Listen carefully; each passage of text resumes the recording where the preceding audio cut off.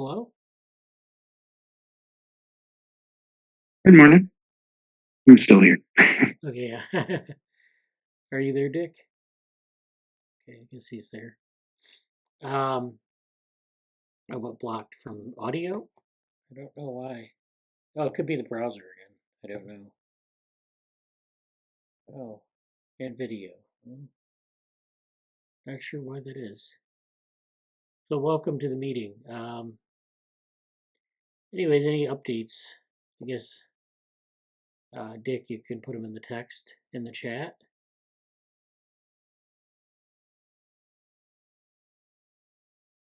Okay, you have to leave at 10. Okay. Well, yeah, I might. What I might do today is go over a few papers and see what is in them. I have a couple of things that I'd like to talk about.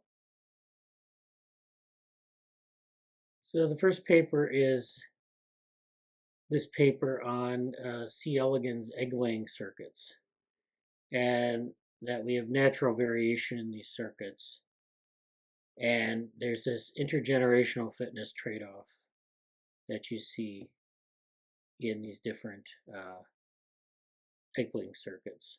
So of course, C. elegans lays eggs. They're hermaphrodites. They fertilize their own eggs. They lay probably 200 eggs per life cycle. So you have a C. elegans that'll weigh about 200 eggs. Now there's a small proportion of males where, we get basically a small proportion of the population that can become males. They have male reproductive organs and they actually can uh, outcross from with hermaphrodites, and they C. elegans does that in nature to sort of replenish the gene pool. So they do this in times of stress and other times during their life cycle. So, but most C. elegans are hermaphrodites. They lay eggs, and they lay about 200 or so eggs, and they have to have this. They have this egg-laying circuit that's I guess, a behavioral circuit, and this mediates a lot of the fitness that you see in C. elegans. And so that's what this paper is about. So let me go through the abstract. So uh, the abstract reads: evolutionary transitions from oviparity to viviparity are frequent across diverse taxa. Some species also display intraspecific variation in parity mode, where they exhibit an intermediate mode by laying eggs containing embryos at variable, often advanced stages of development. So this is where, you know, this is just kind of describing the variation in egg laying across different taxa. So of course, oviparity is where you have egg laying. Viviparity is where you have this live birth. And so you have this, sort of this transition. You have this intermediate mode where you have some embryo in an egg that is advanced in terms of its development. So that's, this isn't specific to C. elegans, this is specific to the tree of life. How such natural quantitative variation in egg retention arises through differences in genetics, behavior, and physiology, and how this variation ultimately connects to variation in specific fitness components is not well understood. So basically, they're interested in this sort of variation in egg laying and different developmental strategies in terms of its genetics, behavior, and physiology. And then, of course, this connects to fitness components because this is sort of at the heart of reproduction. So you can't reproduce if you don't produce live birds or live replicants, I guess. So this is the sort of framing the problem. Here we study this problem by characterizing intraspecific variation, constitutive retention of fertilized eggs of the nematodes Caenorhabditis elegans, analyzing a panel of about 300 wild strains. So these are wild type strains that they found. They want to get the natural variation. So, just going to the defined mutants may not help you because sometimes they have specific mutations for different, um, you know, mutations that affect egg laying. We don't want to really look at that variation. We want to look at natural variation. So analyzing this panel, we find very highly variable intrauterine retention of fertilized eggs, with a fraction of strains showing either strongly reduced or increased egg retention with partial viviparity. We provide evidence for multiple evolutionary origins of such phenotypic extremes, and we identify candidate loci explaining this natural variation. So they have this, some of the strains, a small number, will show this sort of partial viviparity where they retain the eggs until the embryos are to a certain stage and they'll drop the eggs, or they'll, uh, not, they'll drop their eggs right away. So there's a lot of variation here. We provide evidence for multiple evolutionary origins of such phenotypic extremes, and we identify candidate loci explaining this natural variation. So they're able to target the mutations responsible for this variation. And of course, the idea being that if those loci are selected, then you end up with a change in egg laying strategy overall. And if, the individuals carrying uh, those alleles, those genes, end up forming a new species, then that new species will have that strategy. It's kind of the idea.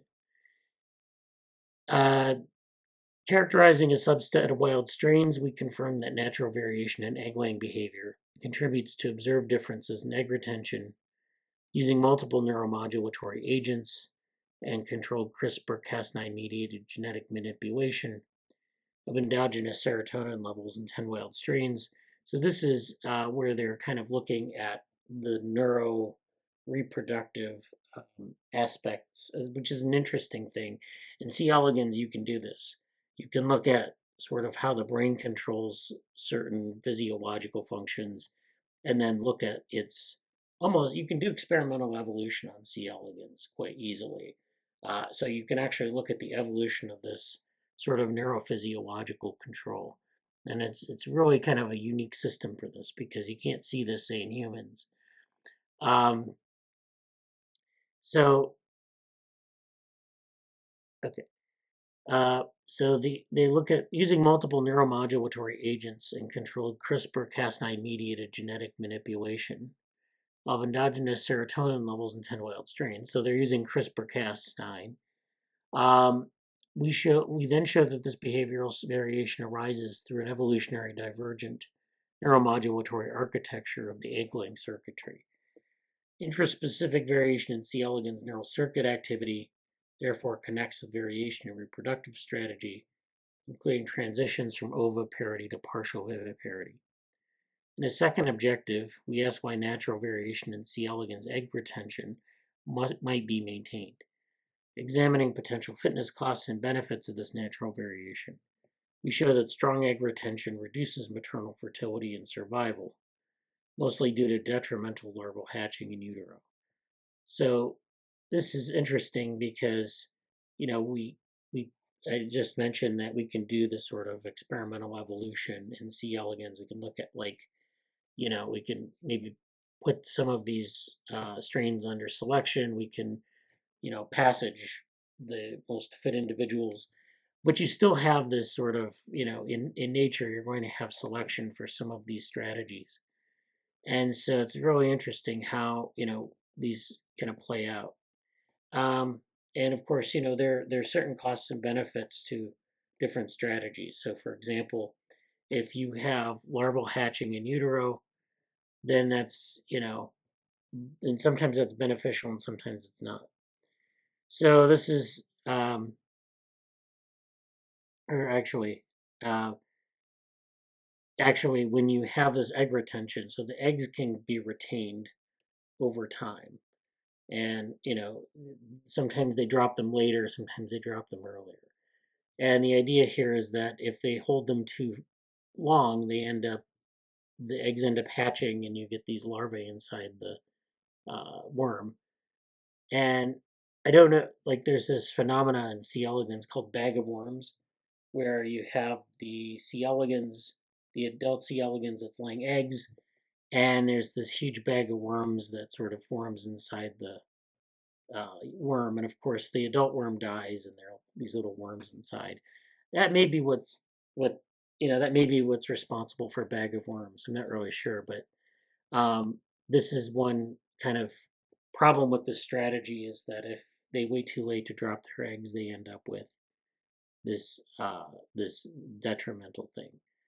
So it's just kind of showing how natural variation can kind of range from like the beneficial to the deleterious to the lethal.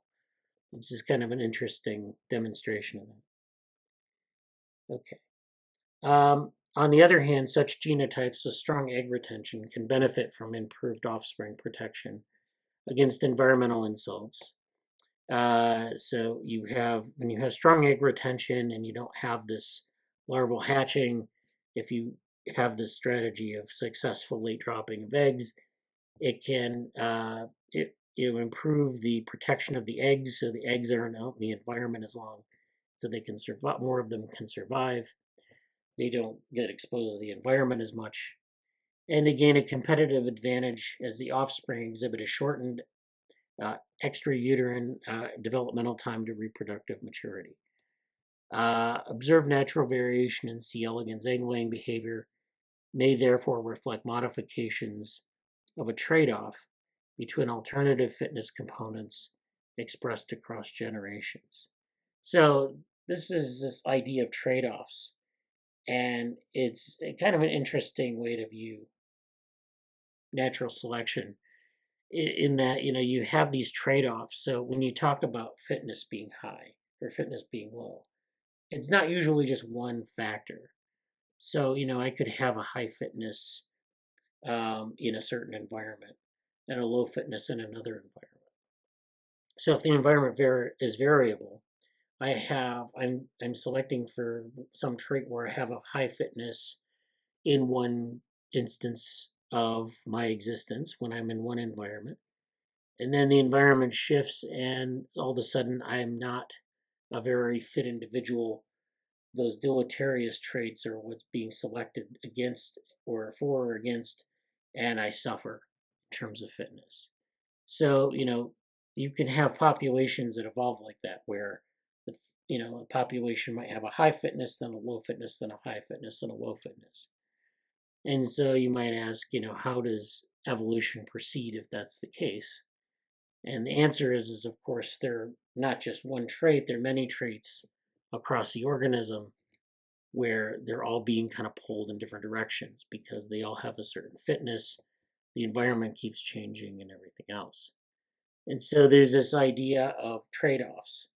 In other words, like in organisms, when they face this problem of these mosaic effects of evolution, mosaic effects of natural selection, they will typically choose a strategy that will be a trade-off.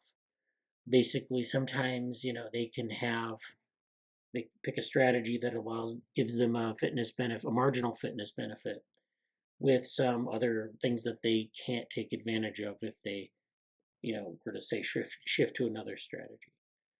So there are all these trade-offs, and looking at evolution in terms of trade-offs. It's a literature. It's not very well developed. There's a lot of room there, I think, for people to think about to do theory development on what some of these trade-offs are and how the evolutionary dynamics of these trade-offs. So if you have, like, say, for example, multiple traits, how do you benefit? How do you maximize your overall fitness? And so that's where you get this, where organisms will pursue a certain strategy that ends up giving them this marginal fitness advantage and giving them this ability to survive overall. So that's what they're talking about when they talk about trade-offs. Our study uncovers unappreciated natural diversity in the C. elegans egg-laying circuit and provides insights into the fitness consequences of this behavioral variation.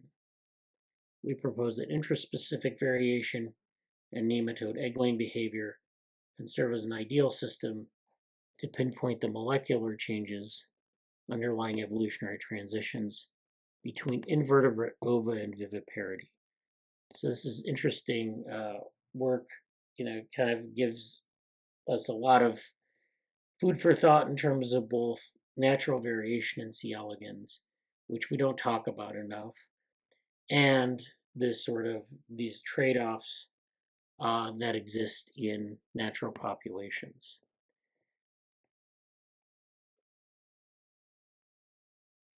So this is,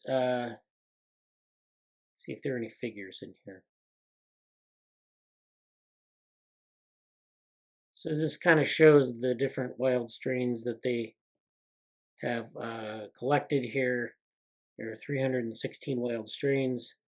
They have different classes here where they have the number of eggs in utero. So these are different classes of wild strain that have different numbers of eggs in utero.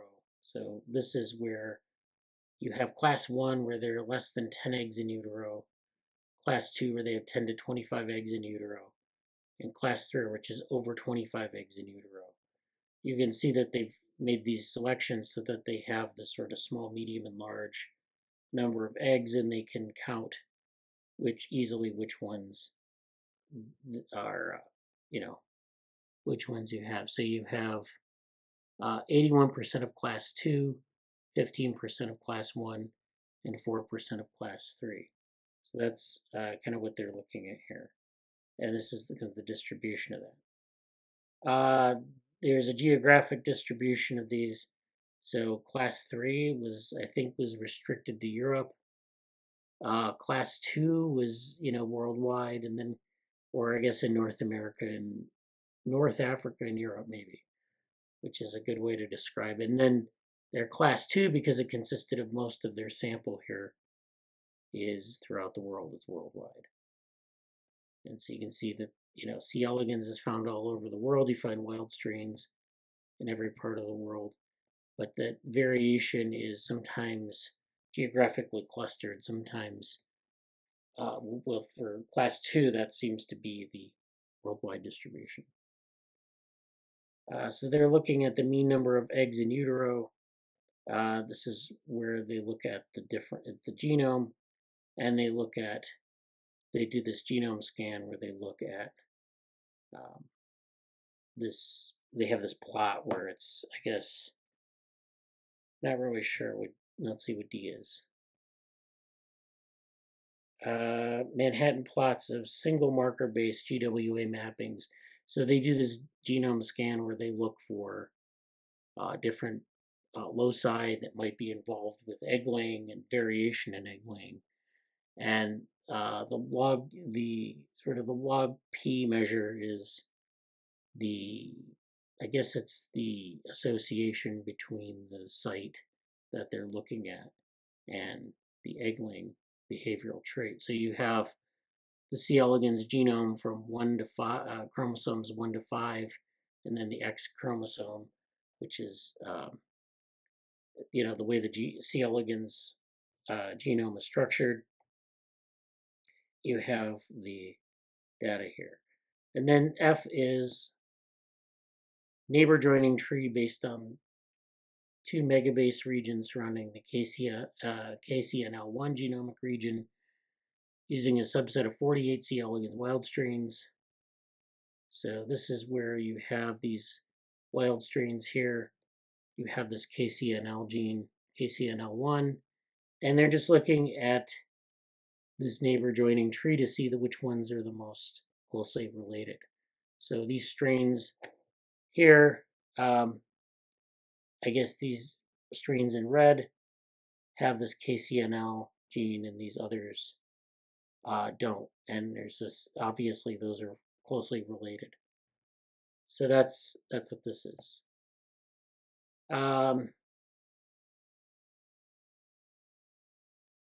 Yeah, so they kind of go through their work here. They show kind of some of these strategies here.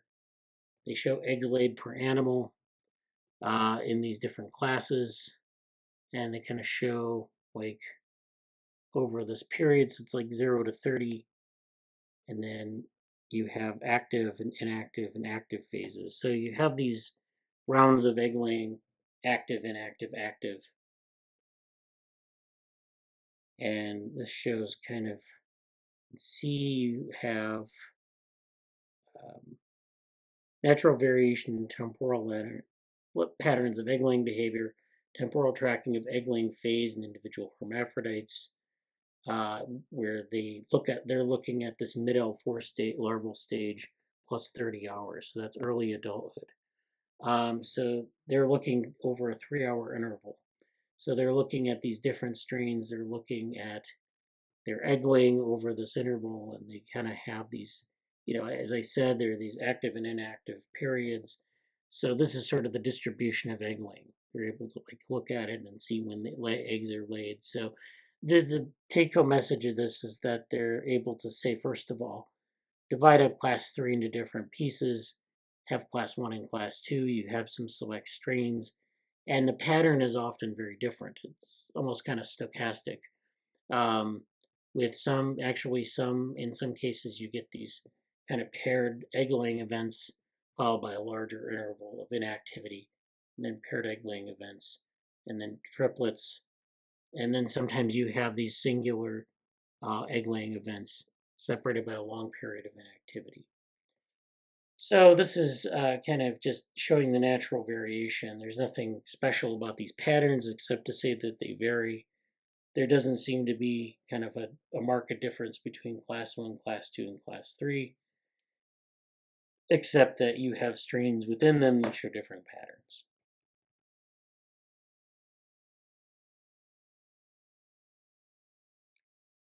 So they actually show here, this is a nice kind of example of the the neurophysiology of egg laying.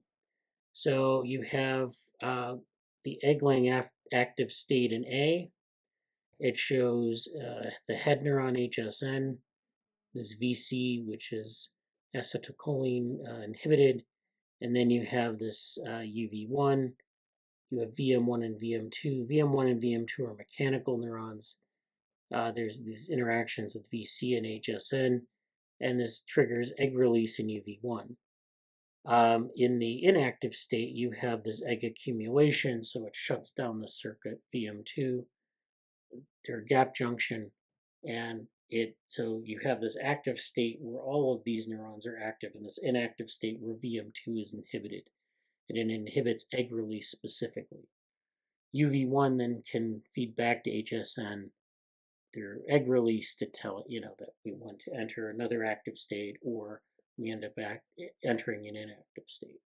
So that's how that circuit is set up. And then this is another diagram of the egg laying active state where you have this drug treatment, and kind of shows how this is mediated.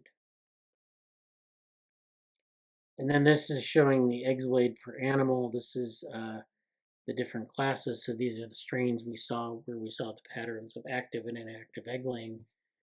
We see these different drug treatments, I guess, and the effects of that. So you have serotonin, and then some of these other drug treatments, and they're going to show the differences here. So this is C, D. So natural variation in egg laying in response to exogenous serotonin, fluoxetine, and imprimine. So these are exogenously applied drugs in a neurotransmitter. Adult hermaphrodites, again, that mid-L4 stage plus 30 hours, were placed in M9 buffer, which is this buffer, which, is a sort of a neutral liquid without food, or an M9 containing the indicated concentrations of these treatments. The number of eggs laid were scored after 2 hours. Assays for each of the 3 treatments were carried out independently. The 15 screens were scored in parallel over the control, which is in buffer, and the treatment, which is the buffer plus the treatment for each of these 3 assays. So that's basically showing this kind of effect of these different exogenously applied things. So this is just showing the variation in egg laying across these different strains, given these treatments or the control. So this is, this is something if you want to look at it, and maybe you'll find some interesting patterns. Okay.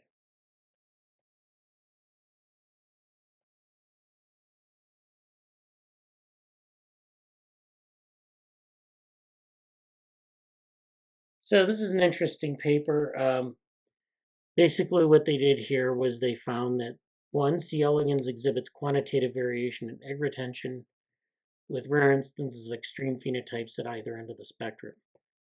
Two, both common and rare genetic variants underlie observed phenotypic variation.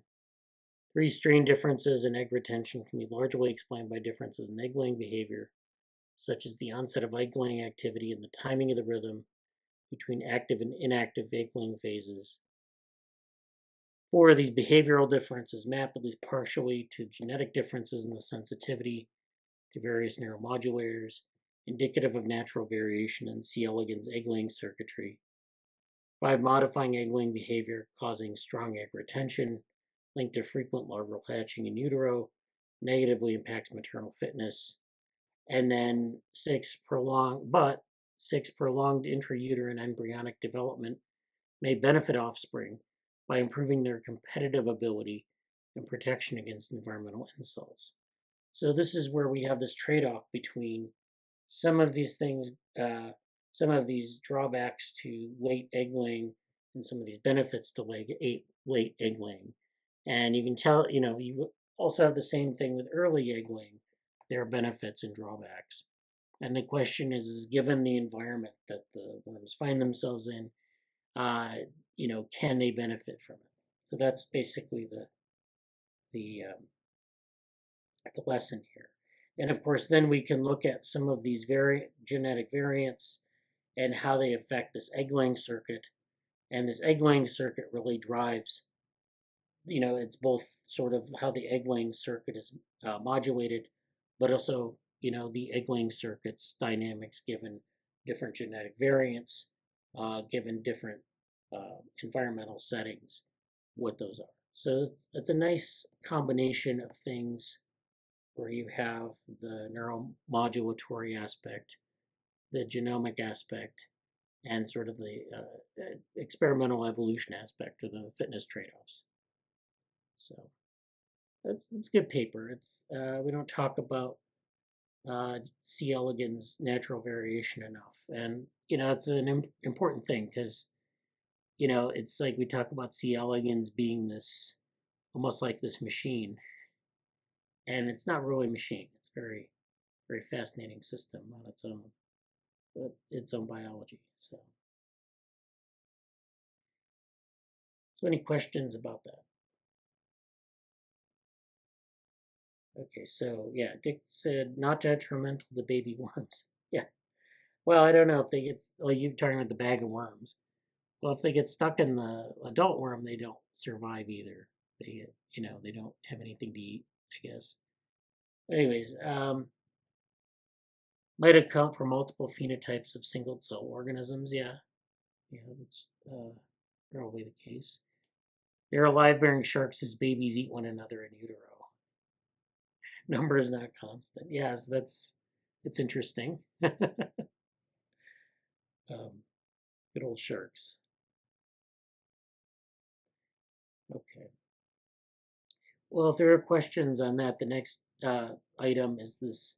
It's more of a popular article on E. coli intelligence, or actually they're focused on chemotaxis, which is this behavior you see in C. elegans as well, where there's this sensory imperative to find the C. elegans or the E. coli need to find their way to a food source of some type. So there's these chemical gradients in the environment.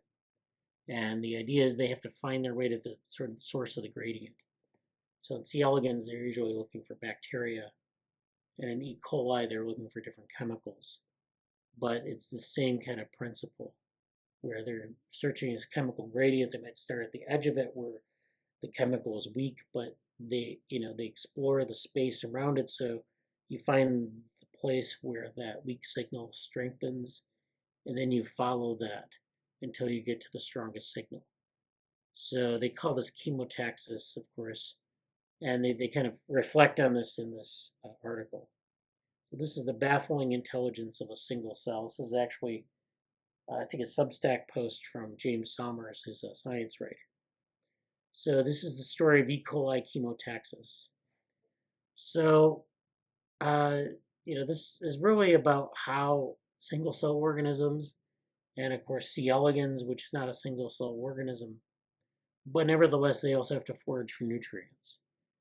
So, C. elegans has like this chemosensation uh, ability. They have neurons that sense different chemicals. And so they can do this just as well as C. elegans or E. coli. E. coli, of course, has different pathways for doing this. So this process known as chemotaxis means, chemotaxis can be broken up into chemo for chemical and taxis for the Greek word for tactics, which is basically how the things you do to achieve something. So this is basically intelligence in one of its most elemental forms. An individual E. coli has no brain, obviously, and is even many orders of magnitude simpler than a human cell. Yet it already possesses something like a sense of smell, drive, even a memory. So this is, of course, it isn't the same thing as animal senses, usually of sensing things in the environment, different types of chemical or different types of chemical transduction pathways that allow it to, kind of sense magnitudes of things. So this is kind of almost like psychophysics, where they can sense, detect differences in things or the magnitude of things relative to something else. So chemotaxis recasts E. coli as not some aimless gut pest, but rather as an exquisitely sophisticated physical computer. And for that, they provide a link to this wetware book, which is a book by Dennis Bray, which is wetware, a computer in every living cell, and kind of, is kind of selling it as this in the tradition of Erwin Schrödinger's What is Life and Richard Dawkins' A Selfish Gene. I've seen this book around. I don't know if it's like kind of in that sort of groundbreaking cast, but this is something that, if you're interested in like sort of natural computation, especially in single cells, this is a good book to at least check out. I'm also telling this story because I never liked the way biology was taught in high school. It's in high school biology, you're doing a lot of memory, and this is not that. Chemotaxis has a great slice. It's a triumph of systems biology. We understand it holistically, but also in fine detail at almost every level. It acquaints you with many of the most important motifs in biology, including the way in which protein structure determines function, how membranes control the information flow into cells, and how chemical modifications store and communicate state. So this is where we have this, if we're talking about natural computation, we need to have some way to store state, we need to have some information flow, and we need to have some functional aspects to, we also need to have, like logic gates and things like that. But I guess those things kind of emerge from what we're talking about here. It involves one of the most sophisticated and beautiful pieces of molecular nanotechnology, the flagellar motor. So this is where this is a simulation on the right. I don't know if you can see it. It's on a black background, but it's basically this little agent, which is a triangle.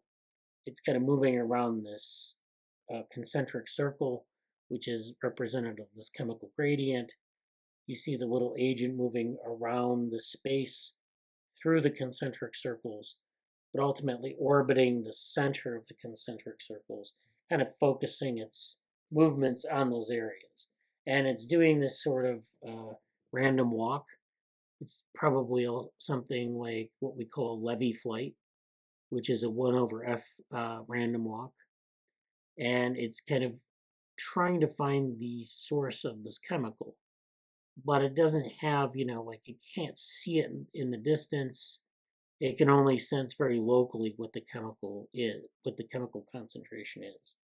But what it can do is it travels as it can sort of get information about the chemical concentration at every point in space and then integrate that spatially across different sites.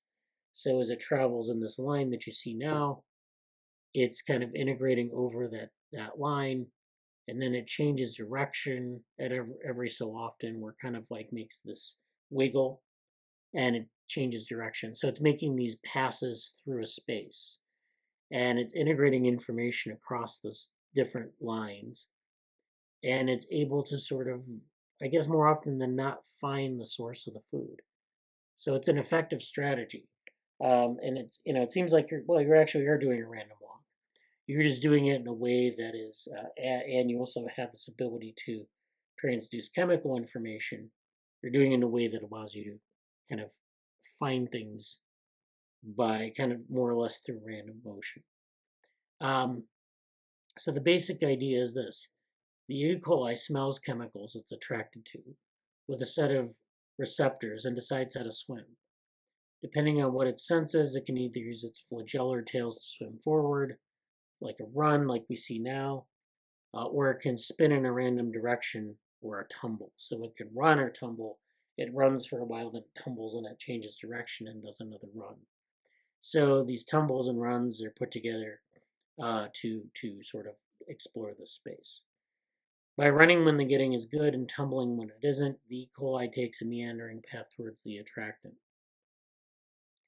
And so this is largely dependent on the flagellar motor and the flagellar tail, since that's what facilitates E. coli's movement. And so this is where these rotors then are controlled by, a chemical pathway. So, you have to think about like C. elegans egg laying. C. elegans has a brain, so this is a neurophysiological process.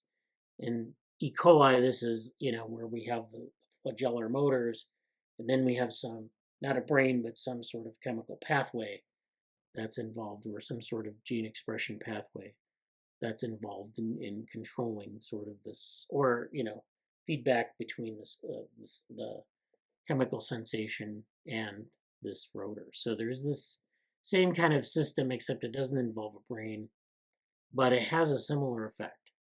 It basically uses the environmental input as sort of a feedback mechanism to control behavioral output. So in a uniform chemical environment, the E. coli swims in a random walk by balancing runs with periodic tumbles. So this is interesting, like when people model like random walks, they just assume a stochastic process. And then when you model something like a levee flight, you might assume a 1 over F distribution. So it's not a random process per se, it's 1 over F randomness.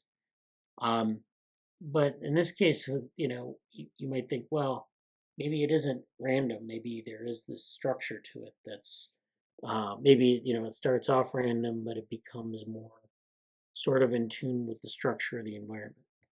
That is, like these chemical gradients that you see here, we draw them as sort of these perfect circles, but that's often not the way they diffuse. I mean, this is a theoretical pattern of chemical diffusion where you have a source at the middle and then it degrades as you go outward. So it decays and then finally becomes undetectable. Now, a lot of chemical gradients aren't necessarily in that sort of strictly concentric circle pattern. So there is some natural structure, even if there, even if it was this sort of set of concentric circles, this agent its explorations would basically give it this landscape of, these different sort of irregularities in the environment. So you'd have places where along one of these runs where there's no chemical, and then you have places where there's a little bit of chemical and more chemical, and it's basically, able to integrate all of that information and detect these like variations in space. So you have this time component, which is this run, and you have, each point in time, there's a sample being drawn, and then there's some sort of concentration of chemical, and the integration of that is over space. So when you move over time, you're actually moving over space, and that chemical gradient is changing, so the spatial distribution is changing. But it's not a uniform change. You can be at different points in space and encounter different amounts of chemical. The C. elegans basically has to not only find the immediate next point in space and the immediately higher concentration, but has to sort of map out this entire diffusion pattern. And so, or maybe enough of it to get a sense of where the center is. So that requires maybe some memory. It requires definitely some sensory input and some integration of sensory information. So it's really interesting how this, and then all that has to be sort of fed back to the motor so it can control the movement. So yeah, this idea of exploitation and exploration is of course this trade-off that we talked about in C. elegans, where if you spend too much time exploring, you might explore in a space that's maybe not very fruitful. If you spend too much time tumbling and moving and changing direction, you might miss mapping out some pattern. So this is where you have to balance these two activities and balance how, of course, the tumbles lead to the E. coli changing direction. So it's kind of like searching for, if you drop your keys in a dark room and you want to find them and you have no idea where they are, you have to develop a strategy for finding them. You also have a trade-off. Do you search in one side of the room or the other side of the room? If you are kind of almost certain that you dropped them on one side of the room, you might spend all your time looking on that side of the room. But that also precludes the possibility that your keys are actually on the other side of the room. So there are these trade-offs in terms of search strategy, how much time to devote to tumbling and running, and some of the other things that actually are very similar to what we were talking about with C. elegans. So in fact, in the case of E. coli, this balance is achieved through a single signaling molecule Ky. Ky is constantly bouncing around in the cytoplasm of E. coli, interacting with both the receptor complex, which is the nose, which is on the surface of the cell, and then the rotors, which are, of course, not at the same place as the receptor complex. Ky translates information between them. In the steady state, when Ky encounters the receptor complex, it gets chemically modified, phosphorylated at a certain rate to become Ky-P. So it's this phosphorylation step. Unlike the unmodified version, Ky-P has a strong affinity for the rotors, and when enough copies bind to one, it reverses its spin, causing a tumble. So this is where, again, you have this secondary process within the agent itself, within the E. coli, which is this molecule Ky. It goes between the sensor and effector, essentially, between the surface receptor complex and the rotors, and it basically accumulates at a certain rate, becomes phosphorylated, and if you have enough copies that are phosphorylated, we have this signal. So it's kind of an interesting way, and of course, it's this chemical signaling pathway that occurs in a lot of cells, but the way it's used is almost like kind of like a very simple brain or simple connectome. There are a lot of interesting parallels between this and Bradenburg vehicles, because Bradenburg vehicles use this mapping between sensor and receptor. And it's just, kind of in Bradenburg's work, it's kind of this theoretical connection. And we assume that there's a connectome in between. And indeed, in a lot of organisms, there is a small connectome, at least, between them, a set of connections between maybe interneurons and the sensor and effector. Now, in this case, you have actually molecules that are doing this, playing this role, where they're modified and so there's this signaling that goes on, and it's analogous to this sort of very simple connection between sensor and effector.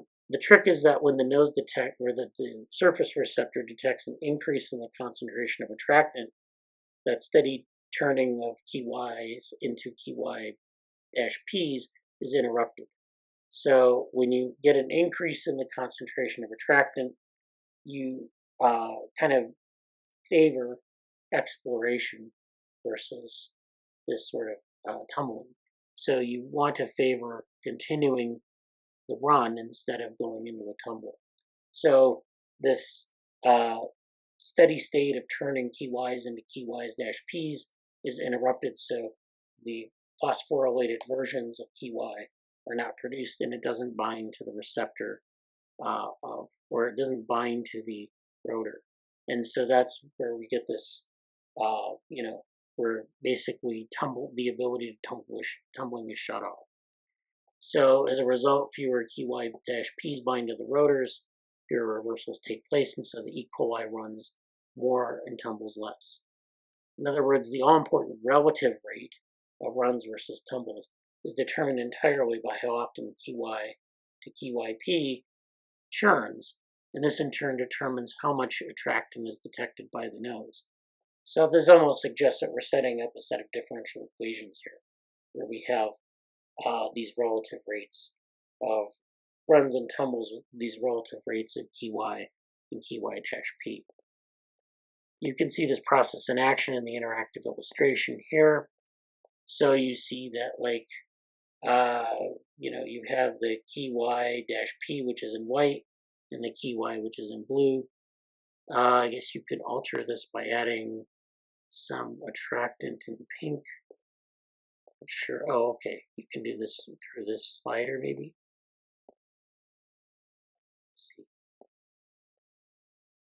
Okay, I have the slider here. I'm controlling it on my computer.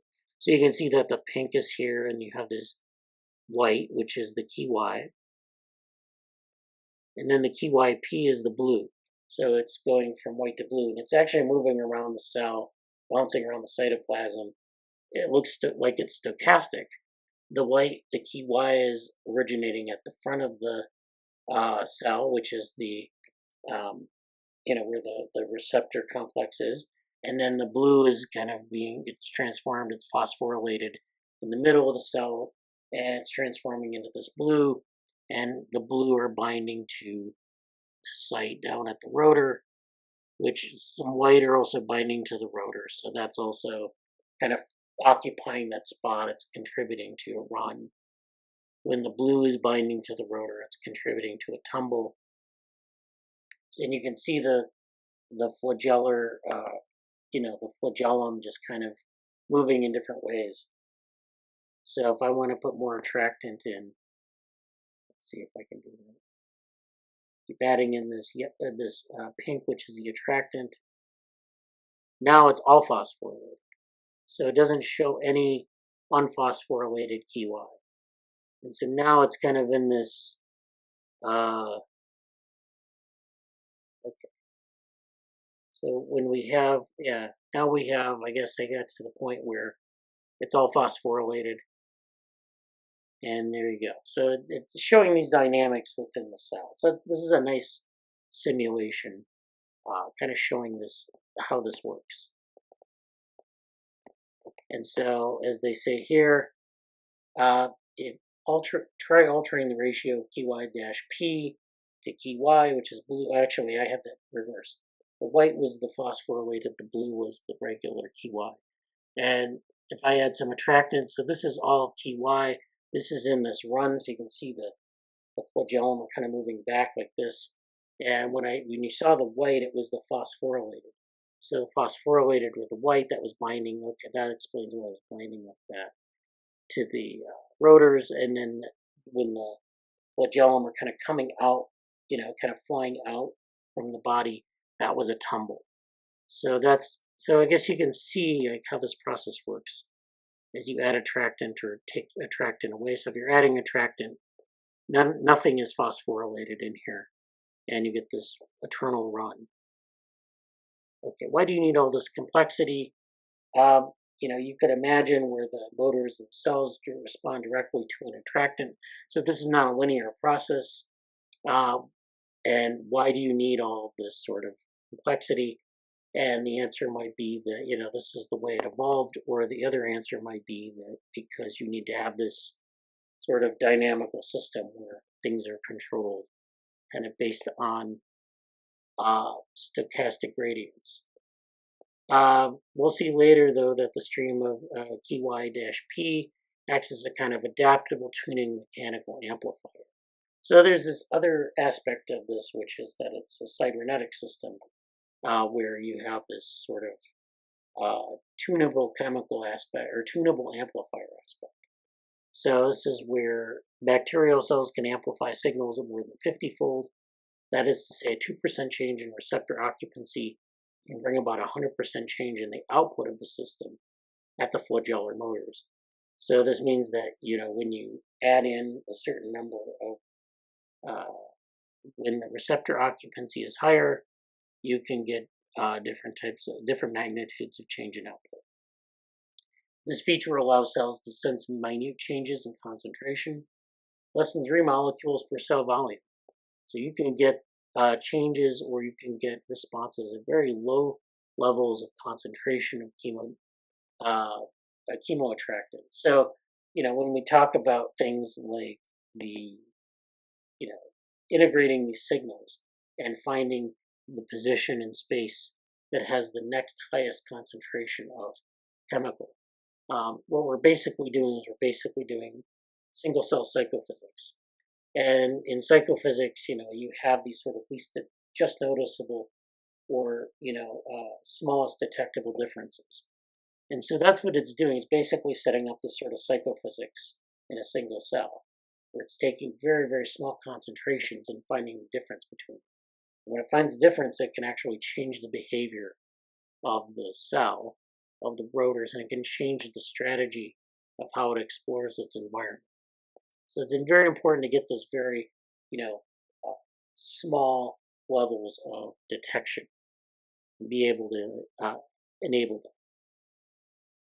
So in reality, E. coli is able to respond sensitively across 5 orders of magnitude of attractant concentration. The cell learns to treat whatever concentration it stumbles into as the new normal, so that the slightest increase triggers the same hypersensitive response. And so methylation of the receptors gives E. coli a simple chemical memory. This is a powerful and somewhat profound idea. Individual bacteria can model their environment and remember the important features of it by encoding that information in internal chemical modifications. So I skipped over the part where they talked about the methylation step, but this is where you get methylation or methyl groups that bind to the structural proteins. And this is where you can turn the transcriptional machinery on and off, and it can actually enable some of this signal processing, basically.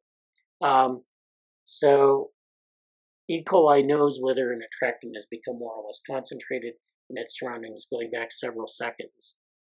It helps it determine these kind of changes in swimming direction, which is not that different in principle from what brains do.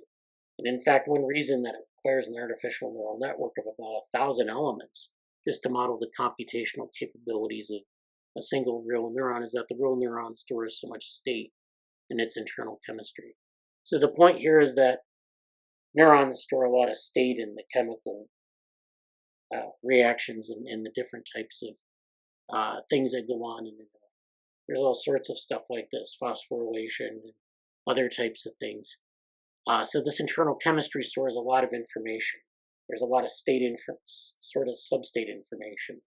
And so it requires a very large artificial neural network to model single neurons. This 1,000 elements. This is a paper from Neuron, single cortical neurons. Single cortical neurons as deep artificial neural networks. This is from these authors here, and basically they wanted to model a single neuron as a deep neural network. So cortical neurons are well approximated by a deep neural network with 5 to 8 layers. Deep neural network's depth arises from the interaction between NMDA receptors and dendritic morphology. Dendritic branches can be conceptualized as a set of spatiotemporal pattern detectors. So this is where the dendritic branches are serving kind of as this information integration, much as our surface receptors in E. coli. The depth of this deep neural network arises from a lot of chemical interactions and dendritic morphology, so a lot of combinatorial chemical information. And so that's what they mean by a neural network of about 1,000 elements modeling the internal state of a cell where there are a lot of chemical interactions. So this is interesting. There are these parallels between neurons and what E. coli are doing. So this is, and E. coli do this as signaling as well as within single neurons. So this kind of gives, this is a video of E. coli chemotaxis and showing sort of the molecular events. And goes back to Dennis Bray, where Dennis Bray talks about this. And this, yeah, so this is just kind of finishing up. We has some nice diagrams here and kind of talking more about cellular information processing. This is a very long article. I'm not going to get into too much more of it, but I will provide these readings later. I will put them in the annotation for the video, and I will put them in the Slack channel.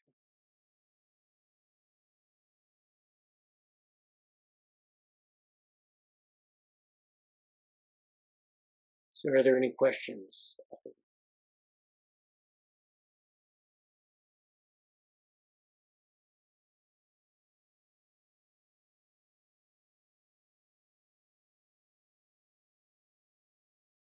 I love the work in single cell. Yeah. Yeah. You know, like you said, or just the idea of single cell psychophysics. Yeah. And yeah, just how much Levin uses that in motivating his, agential matter kind of program, etc. too, Yeah. Excuse me. Yeah. I think it's interesting how like they bring this parallel in with neural networks, and like they say that you have basically you can use a neural network to model this, but it's got to be fairly big. So sometimes we think of neural networks as like analogies of the brain, but it's actually just an analogy of a lot of the combinatorial steps that go into something like a complex chemical system. So you have all these chemical interactions that sort of mimic this connectivity. And you saw that with like the comparison made between E. coli in KY, exchange with like a connectome with an interneuron. So if you have a Brainberg vehicle with an interneuron between the sensor and effector, you essentially have this KY system. But of course, in the sensor and effector, it's much more constrained than when you have 1,000 molecules bouncing around in a cell and having these chemical transformation steps. And there's this different aspect to control there. So Yeah, for sure. Yeah, it's really interesting.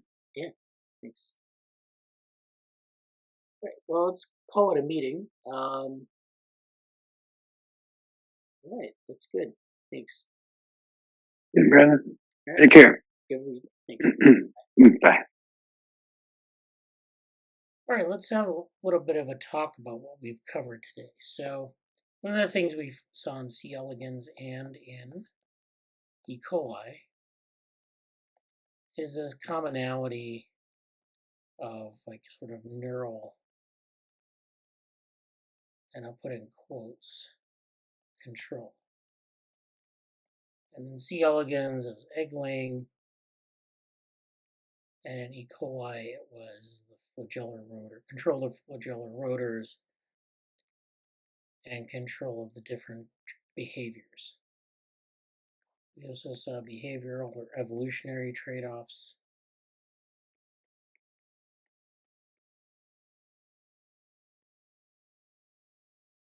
And this had to do with how to, say, make changes in behavioral output in E. coli, and make changes in reproductive strategy in C. elegans. So that's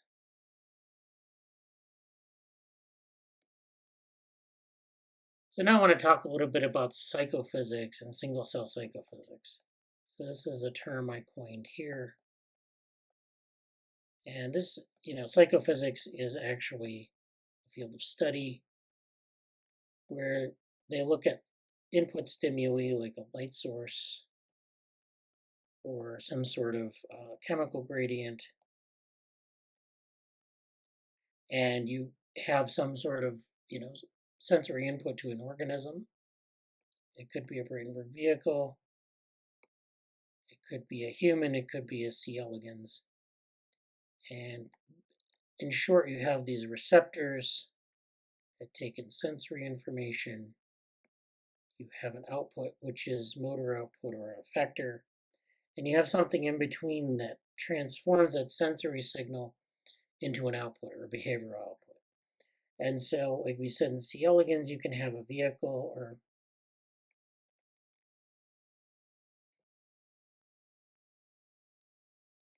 I used an analogy with a Bradenburg vehicle, which is what this is. So we have a Bradenburg vehicle with our sensors and effectors. And we have something in between. We have this very simple connectome where we have inputs from the sensors that go to an interneuron, and then that maps to our effectors. We can do that in a number of ways. We can have a direct mapping between sensor and effector. So let me draw this Bradenburg vehicle really large so you can see. You can have direct mappings between sensor and effector. Alternatively, you can have interneurons between sensor and effector. So you can have something like this. Or alternative to that, you can have many inputs or many interneurons between the sensor and effector. And it can look like that. So you're getting the start, sort of the beginnings of a small connectome. And the small connectome can have, n number of cells and m number of connections. Okay, so that's where we're going. Now, of course, in E. coli, what we saw was that we don't need that connectome at all. What we need is we can draw sort of a E. coli version of a vehicle. And we have the effectors here and the sensors up here, which are the sensory inputs from the sort of the anterior end of the cell. And the posterior end is where we have these effectors. And we mentioned that these rotors are driven by binding activity of phosphorylated molecules. So key Y, and key Y is activated up at the sensors, and it travels around the cytoplasm to binds at the rotors, at the effectors. So it starts off, key Y just starts off unphosphorylated up at the sensors. It gains a phosphorylated state within the cell cytoplasm, and then it binds in the phosphorylated state down at the effector. So you actually don't need a connectome for that at all. You just need a bag of stochasticity.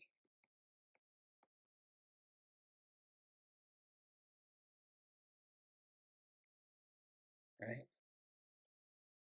And so that actually works just as well. Your interneurons are these interactions, or actually your interneurons are these phosphorylation events that occur. And so you have, in this case, N molecules.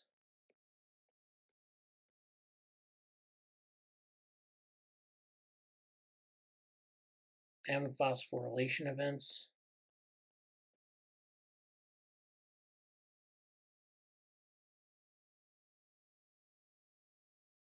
and I guess O binding events. So remember, we have to fraction out all of these things. They happen at a certain probability. Uh, so you have N molecules, M phosphorylation events, and O binding events. So something, when you have a sensory input, you can just say that it maps to a certain key Y or a certain fraction of key Ys. Then those phosphorylation events are not a one-to-one mapping. There's some fraction of them become phosphorylated, and then some fraction of phosphorylated ones bind to the effector and drive that. And so then you can model all that. Now, the psychophysics is interesting because we can build, of course, what we call a connectionist model. And in that one paper that we talked about, it's a deep neural network, but essentially it's a connectionist model of this process. And so you can build this connectionist model. And so when you're building a connectionist model of what's going on in the Brainburg vehicle, which is back here, you see it's basically already a connectionist model. We have the cells and connections, and so we just replicate that over here. And we see that it's, of a very low complexity, where we have sensors, we have interneurons, we have effectors, right? So we have, this kind of mapping. It's pretty simple. It doesn't really involve a lot of depth. But as that paper we reviewed said, where they were mapping chemical constituents or chemical reactions to deep neural networks, it requires many layers of a deep neural network, and in fact, thousands of units. And so the question is, I guess on one hand, you can see why that is, because you have this bag of stochasticity, you have a lot of these interactions, and you need to characterize them, each with a node in a deep neural network, each with a layer, and you get this. It's hard to get the pattern to come out. In the Brainburg vehicle, would be interesting is if you had a very large deep neural network simulating this connection between stimulus and response or sensor and effector. So, and maybe that would help you if you wanted to have Brainburg vehicles with a very long memory. Because as we said, these kinds of systems, the bag of stochasticity, they have a memory without any sort of neural substrate. And that memory can be relatively long for a chemical system, so it can be on the order of seconds and not milliseconds. And so this is something that is kind of an interesting aspect. So if we think of very sort of biologically inspired systems, how do we enable memory without any sort of neural substrate? How do we enable memory with a very simple neural substrate? And I think some of the answers are coming from this sort of comparison between Brainburg vehicles and E.coli modeling. So that's what we have here. Now the psychophysics aspect is interesting because we actually published a paper on this, I think last year. So this was in 2023. We have the psychophysical world of the motile diatom Basilaria paradoxa. And Basilaria paradoxa, of course, is this single-cell organism that lives in a colony of a multicellular colony, and they move collectively. So you can model the collective behavior of the cell, of the cells. The cells have their own sort of world where they, each have their own behavior. They synchronize their behavior. They have things out in the environment that they use as cues. And so we developed in this paper some interesting psychophysical metrics or interesting psychophysical sort of contexts for this type of diatom. And so diatoms are a group of algae. So these are not E. coli, but they're actually a bit more complicated. But again, they don't have a neural substrate, and they're able to, attain this sort of collective behavior, this complex collective behavior. We cite explicitly in the paper the Weber-Fechner law, which is a law of perception where you're able to look at a bunch of dots and sort of estimate how many dots there are. And the idea is to be able to differentiate between, so like 100 dots and 102 dots. And we talked about this with respect to our model systems, that one of the goals of this sort of, I guess, bag of stochasticity psychophysics. So I'm going to write that down.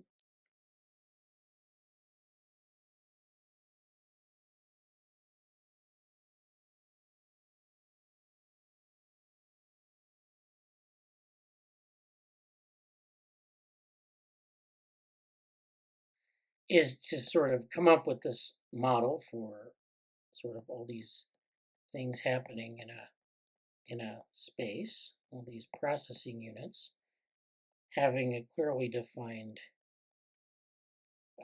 effector, something that this is affecting, and sensors, something that's sensing.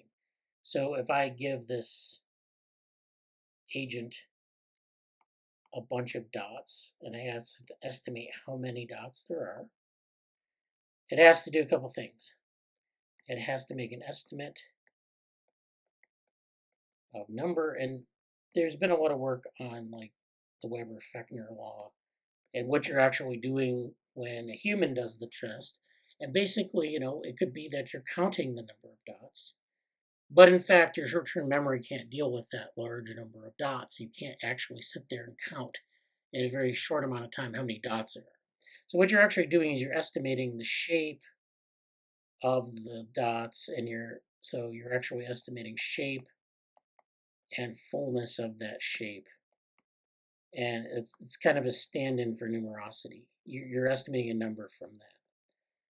So if I showed you like a circle, with this number of dots, you're basically estimating the density of dots, and then you're estimating the size of the circle.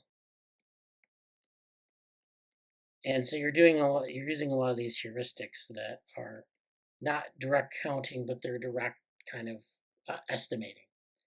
And so the thing about that is, like, when you have 100 dots, you can do that.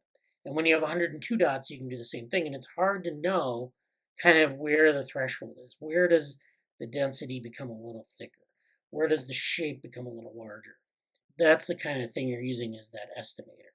So you're basically using sort of a differential. It's differentiated learning because you're using this differential between the two estimates to get your answer. So in the bag of stochasticity psychophysics, you have this input, these dots, these interactions within the bag of stochasticity, these reactions that are going to be, in this case, we'll say they're chemical reactions. There's probabilistic binding to the effector. So this is probabilistic activity. And from that, we need to have some sort of, like, I don't know, some estimator, natural estimator, or some sort of natural heuristic.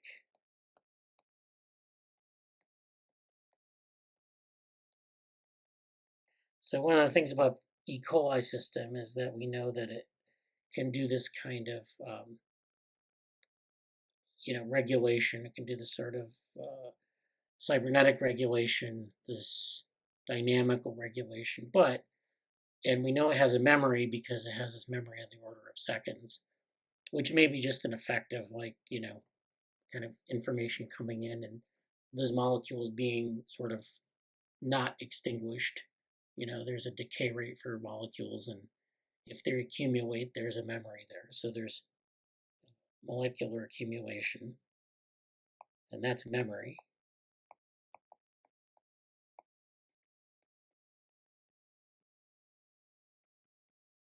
But then, of course, we need to have a way to build these heuristics, these estimator heuristics, estimation heuristics.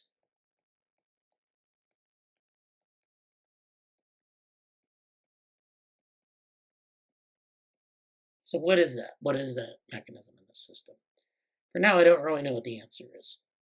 It could be that, you have like maybe if you were to do an artificial version of this, you might have a certain number of molecules in the bag. And depending on the number of molecules, that might help you with the estimation.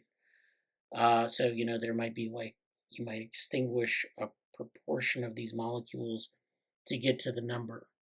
Or you might use some sort of like um, differential filter, you know, to find derivatives of the number of the input. You could also remember like exact numbers of things or train it on, but you can't train it now. I mean, I guess you could train it, but it's a fleeting memory. It doesn't last very long. So you would have to have something to enable that estimation. Maybe you could compartmentalize this bag of stochasticity into parts. You know, like any good modeler would do. They'd compartmentalize their model where they have like some process going on here, and then it transfers down to here, and then it transfers down to the effector. But we want to remain true to the sort of the E.coli model. So maybe we don't do that. But in any case, you can see how as you increase biological complexity, you might get these kind of systems that can do these kind of estimation acts. So this is like basically an integrator. Um, this is integration basically, finding the derivative. So those are kind of my thoughts on this sort of interesting set of relationships. If you have any questions, let me know. Thank you for paying attention.